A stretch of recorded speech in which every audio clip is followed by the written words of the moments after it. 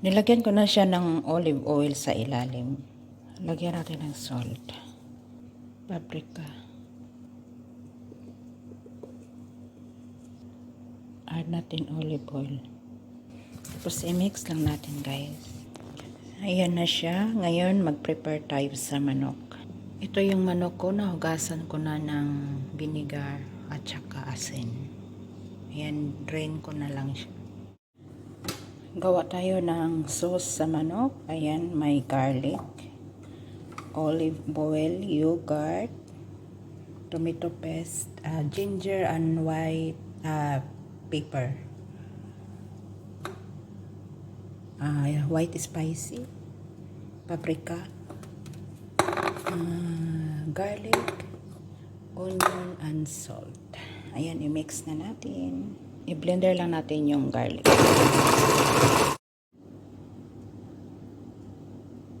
Add natin ang yogurt.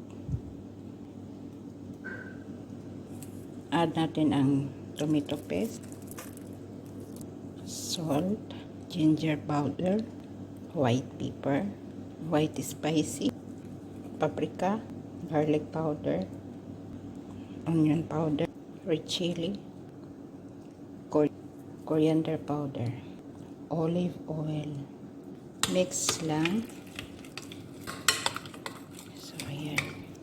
So ayan, na mix na natin. Ilagay na natin yung chicken.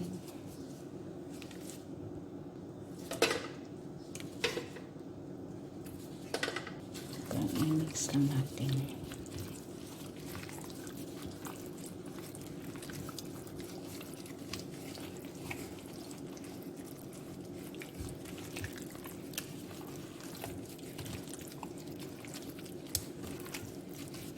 So ayan, mix na siya. Ilagay natin sa may gulay.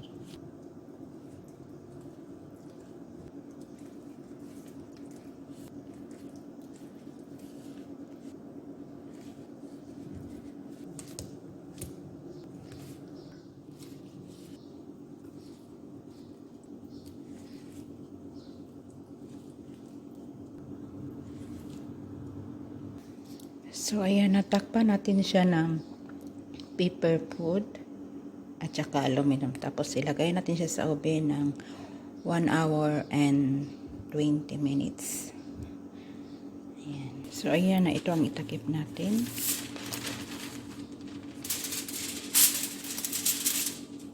So ayan, nakahit na yung oven natin. Ilagay na natin. Ngayon, gawa tayo ng toppings para sa manok natin. Ayan yung garlic, lemon juice. Kailangan natin ng coriander fresh, kaso wala kami. Frozen na lang yung gagamitin natin. Mag-add pala ako ng salt at saka olive oil. I-blend natin.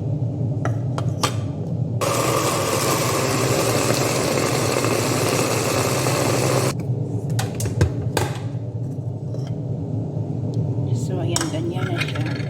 Ito ang ilagay natin mamaya sa ibabaw ng manok.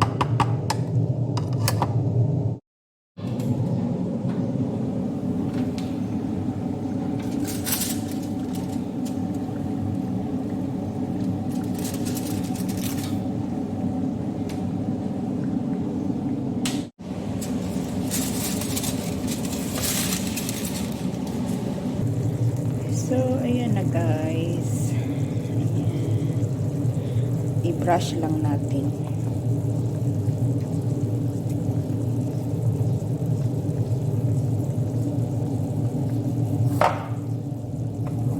Ayan, i-brush na natin yung coriander natin.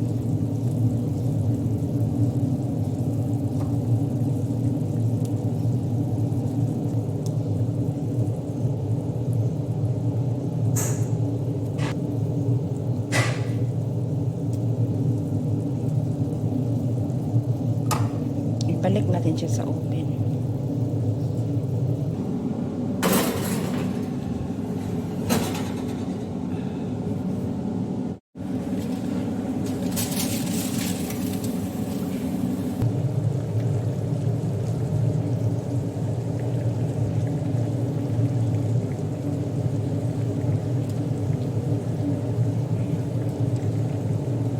Ibalik pa natin siya sa oven.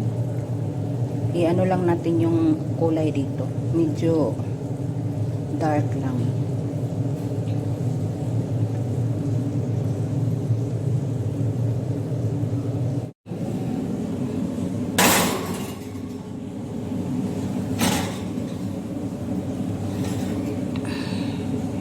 Ayan, ipa-dark lang natin yung kulay yung nasa ibabaw.